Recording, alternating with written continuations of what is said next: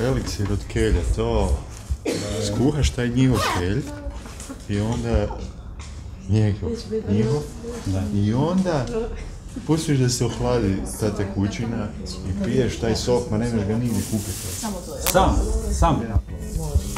Sam ga tako piješ? Da.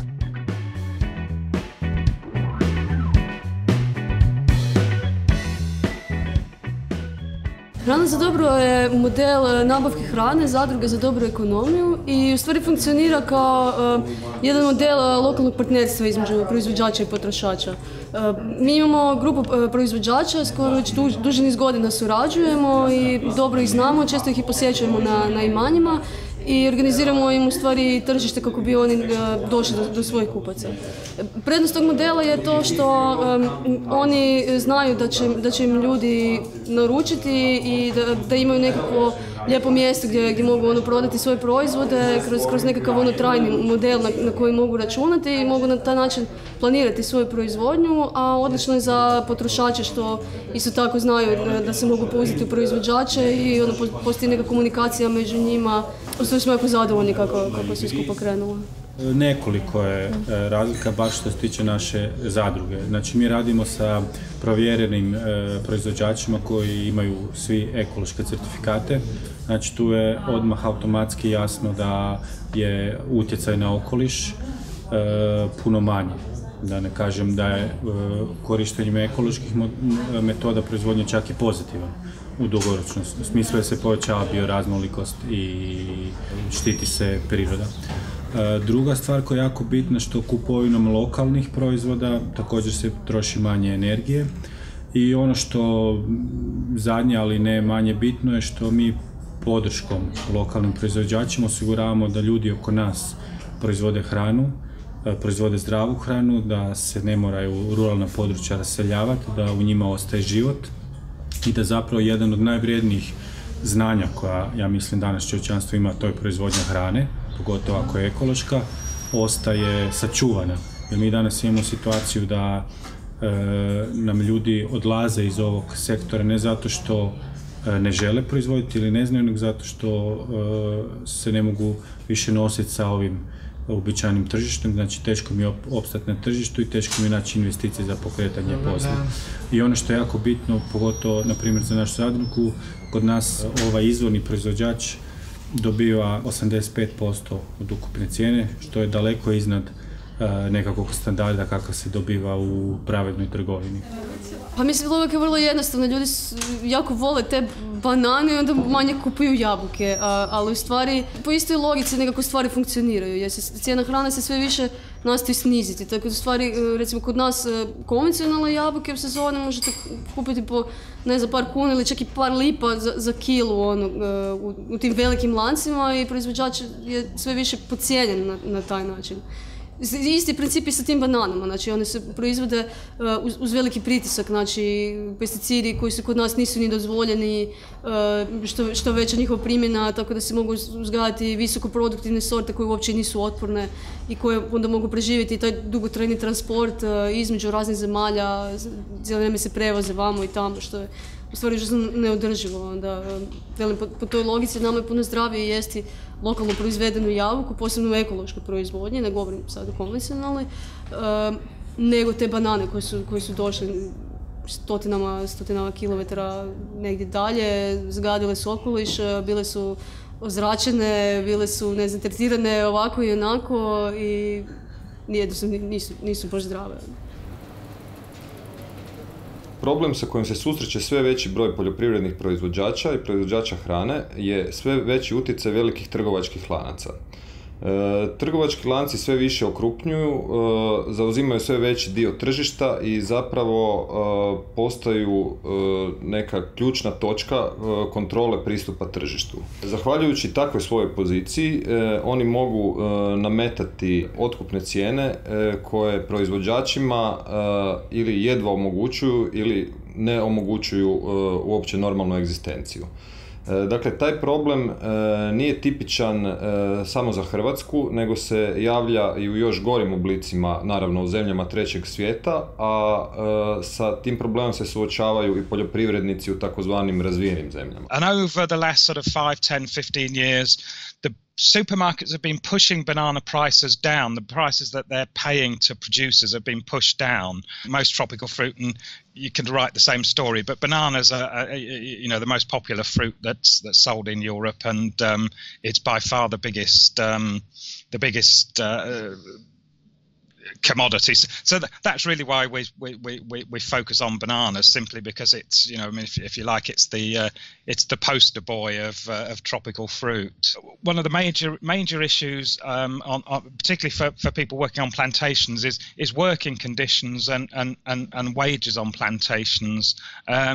Banana production uses a hell of a lot of agrochemicals, and there are obviously consequences in terms of human health for people working on plantations. And in terms of working conditions, similarly, the long hours that people work, the low pay that people are earning who are working on plantations. I mean, it's not uncommon that people working on banana plantations in Latin America can work 12 or 14 hours a day, and are still not earning what would be kind of considered a living wage.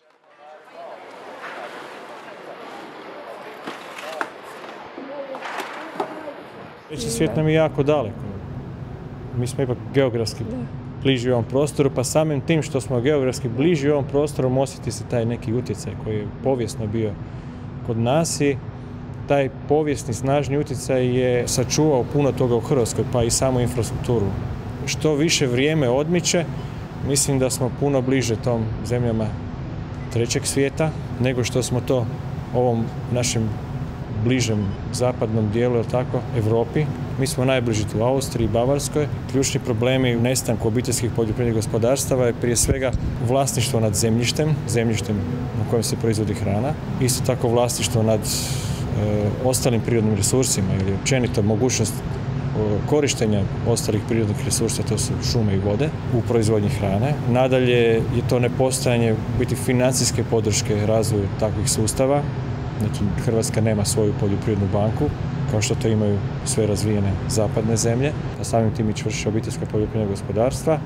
Isto tako, u Hrvatskoj se još nismo dogovorili već dugi niz godina da li ćemo proizvoditi hranu industrijski ili ćemo je proizvoditi u okviru obiteljskih poljoprivrednih gospodarstva. Znači, nepostojanje određenih poljoprivrednih politika, pa niti same strategije koja bi se oslonila na proizvodnju hrane u okviru obiteljskih poljoprivrednih gospodarstava. Isto tako i samo tržište koje je kod nas organizirano tako kako je, bilo je biti organizirano i usmjereno na velike sustave. Koncentracija i samo kapitala i recimo i potpora u poljoprivredi, pa onda i zemljišta bila u rukama tek nekolicine u Hrvatskoj. Govorimo onog zemljišta koje je najkvalitetnije, koje je najplodnije i koje može vrlo brzo doći u funkciju. I rezultat toga, tih dugog niza godina i takvih politika je to što mi danas imamo u Hrvatskoj. U biti nemamo obiteljskih poljoprivrednih gospodarstva koje su snažno organizirane i jaka. U tom i takvom sustavu mi smo uspjeli izgraditi ono što smo čitavo vrijeme govorili da bi trebalo. 13 proizvođača mlijeka u Požeško-slavonskoj županiji u projektu koji traje već nekih 15 godina. Evo, do prije recimo 2 mjeseca smo gradili taj sustav i nekako kruna svega toga je mljekara. Da dođemo znači u vlasništvo mljekare, da ono što proizvedemo preradimo i u konačnici da onda to i distribuiramo tom prostoru, da to bude koliko god moguće više lokalno, da zadovoljimo te kratke lance opskrbe tržišta hranom, a ako nemamo onih koji proizvode, onda nećemo moći ni zadovoljiti. Tako da neki pojmovi u Hrvatskoj koji se često koriste, trebaju nam zadruge, trebamo imati kratke lance, trebamo što manje zagađivati okoliš, trebamo funkcionalno živjeti i ostalo, nikako neće moći zaživjeti ako to samo želimo. To moramo i živjeti u Hrvatskoj. Vrlo brzo ćemo mi u ovoj prostoru morati postati svjesni kratkih lanaca o potrošnji, ili tako, ili nabave ili dobave hrane.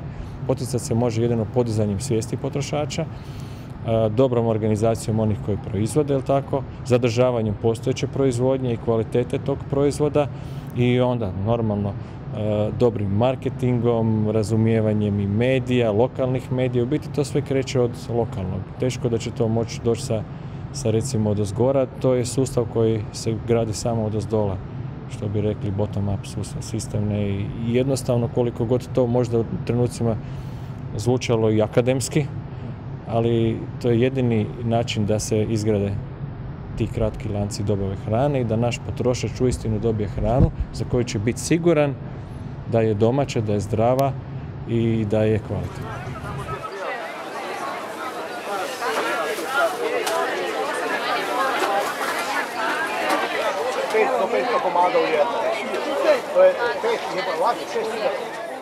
Primjeri društvene ekonomije i to u svijetu i u Europi i u državama poput Švicarske i Nizozemske i slično pokazuju izuzetno visoku zastupljenost distribucijskih lanaca koji su u vlasništvu samih proizvođača hrane ili u vlasništvu potrošača, znači građana koji su zainteresirani kupovati proizvode. I taj model je taj koji jako potiče lokalnu proizvodnju hrane. Znači, recimo jedan od primjera i koji je možda i dobar uzor za razvoj u tom smjeru u Hrvatskoj je švicarski model u kojem praktički 80% tržišta poljoprivrednim proizvodima drže dvije zadruge, Migros i Coop, svaka sa nekoliko milijuna članova, jedno je proizvođačka zadruga, drugo potrošačka, i oni time praktički su uspjeli osigurati da najveći dio poljoprivredne proizvodnje koji završi na policama tih dućana je lokalno proizveden. I to do te mjere da pod lokalno se ne misli samo na Švicarsku, koja je isto relativno mala država, nego doslovno lokalno gdje vi kada dođete u takav dućan u, ne znam, Lozani, Cirihu ili San Galenu, dobijete drugačiju paletu proizvoda zbog toga što su to uvijek lokalni proizvodi koji su zastupljeni.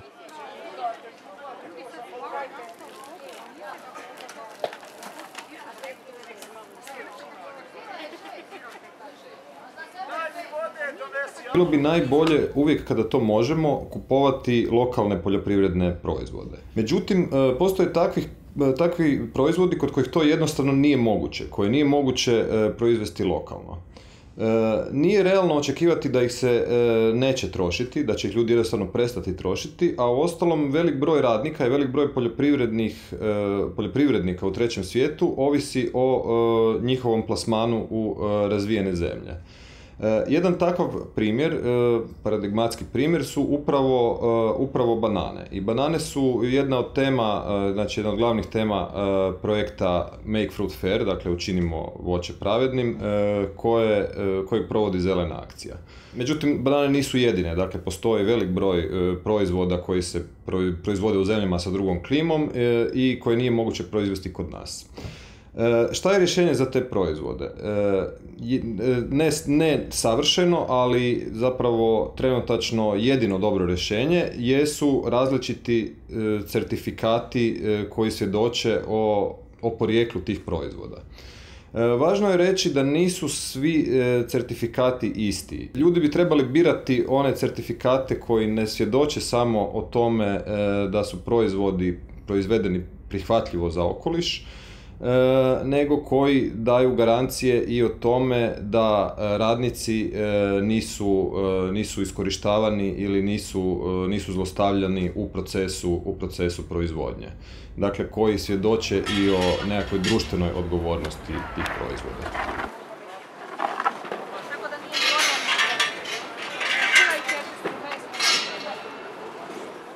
Consumers can very much influence the situation, particularly what we would say is by buying fair trade certified bananas, for example. The fair trade labelling scheme, which certainly I'm not sure if it exists in Croatia, but certainly in the UK, what fair trade does is fair trade guarantees to producers a minimum price for their bananas, which is usually higher than the price that supermarkets are paying for non-certified bananas. To be certified fair trade means that the producers are meeting a certain level of kind of commitments in terms of environmental issues, social issues, wages and working conditions. And also fair trade provides what's called a social premium payment, which means that there's money that goes into a fund that in terms for plantation workers, for example, the money goes into a fund and the plantation workers themselves can decide democratically how to use that money.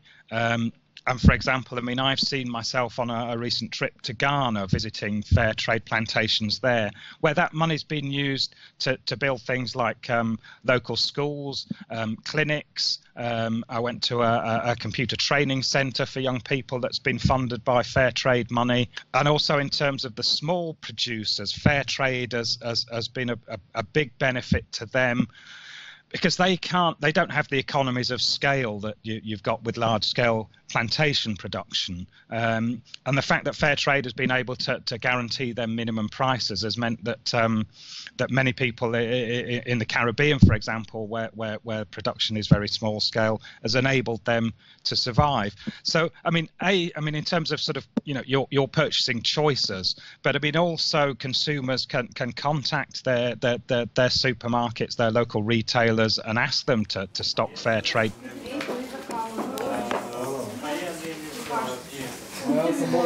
Dobrodošli na Vrbane, gdje su se građani sami organizirali. Iznajmili smo jedan prostor i u kvartu koji nema tržnicu, knjižnicu, dom zdravlja, kulturni i društveni centar.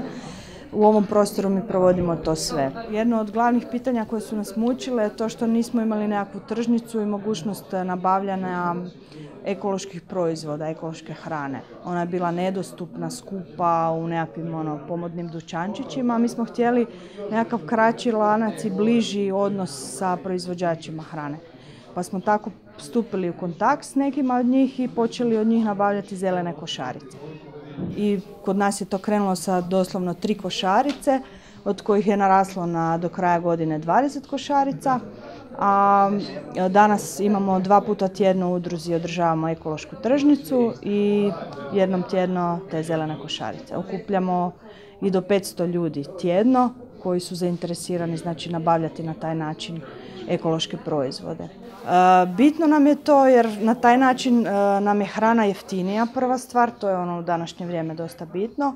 Bitno nam je to da sa proizvođačima hrane postajemo prijatelji, znači mi odlazimo kod njih u posjetu zajedničke nekakve, radimo akcije sadnje, berbe i na taj način nam nisu potrebni nekakvi certifikati kojima bi oni dokazali svoju, da su oni ekološki, nego jednostavno postajemo s njima prijatelji i stvaramo odnos nekakav pun povjerenja.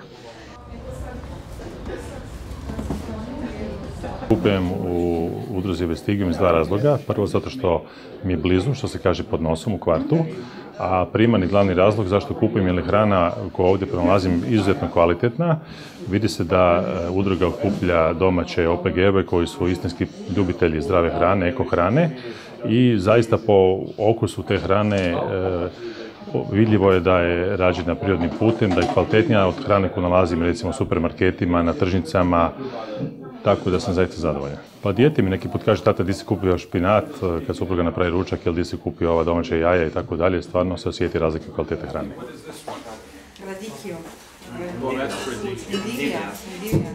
Well, I love it here. I love it for the products. I love it for these people who come bring them and nurture the soil and get the raw interest into cultivating something more suitable to eat than our major food chains that we have here in the city.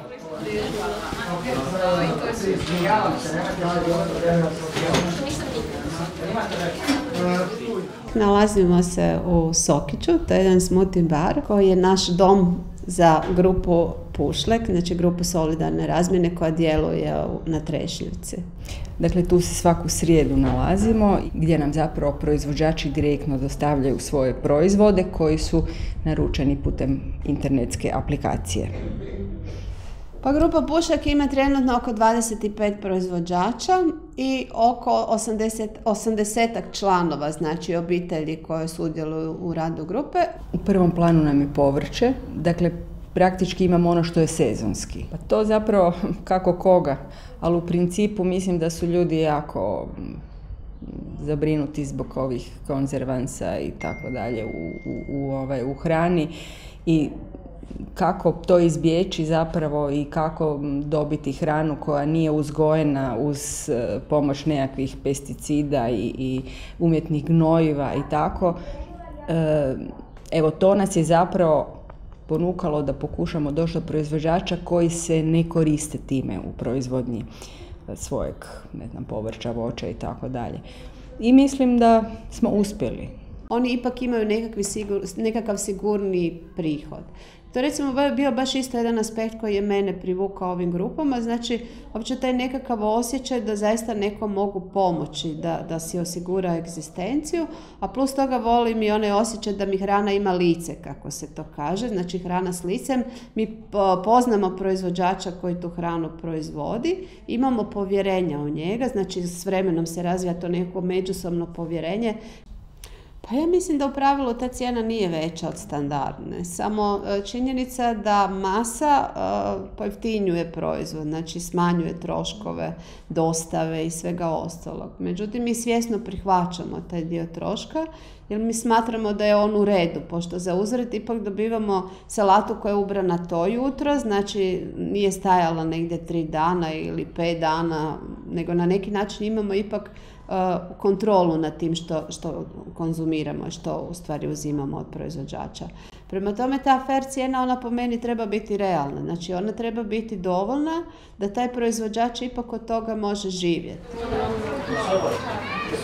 Što se tiče šta nam omogućava ova neposredna izravna prodaja, to je u stvari ključ opstanka, mislim da je to ključ opstanka malih gospodarstava. Znači, u direktnoj prodaji ljudima koji su samoorganizirani, koji su nam u biti najvjerniji kupci iz razloga jer oni znadu i mogu prepoznati kvalitetu organskog proizvoda.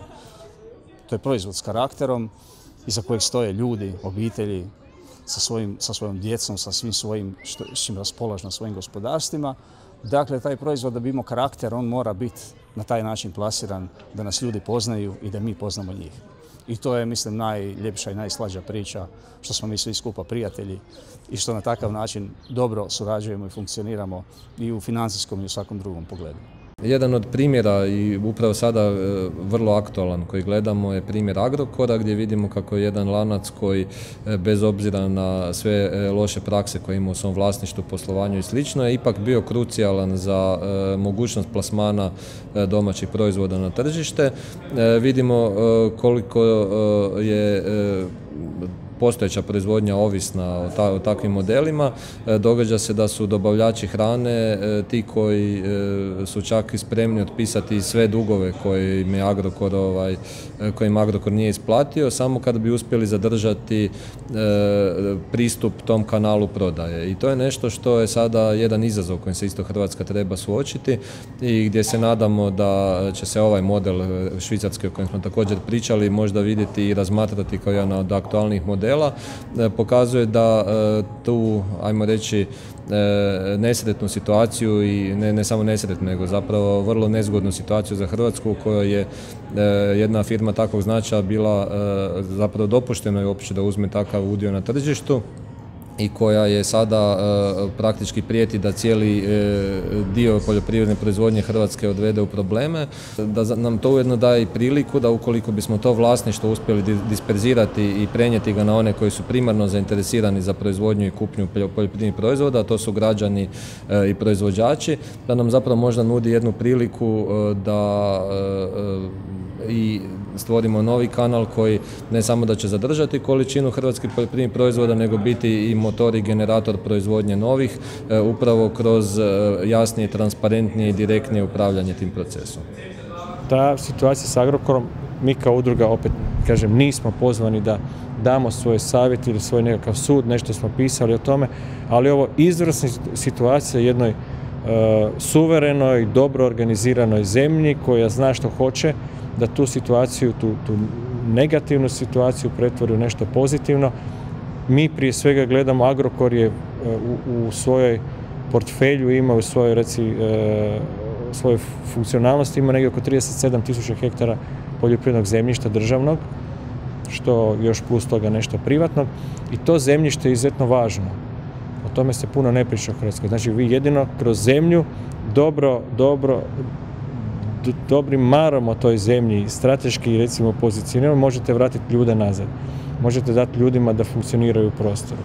Ta zemlja mora biti u vlasništvu, a te velike tehnološke cjeline koje do danas i još uvijek Agrokor obrađuje i na kojima funkcionira.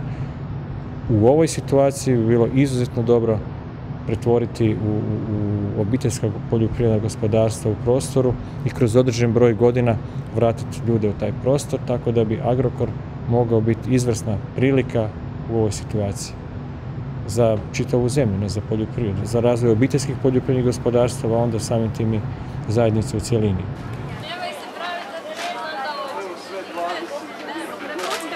Sve nešto ne bi. Nešto drugo sunce moje.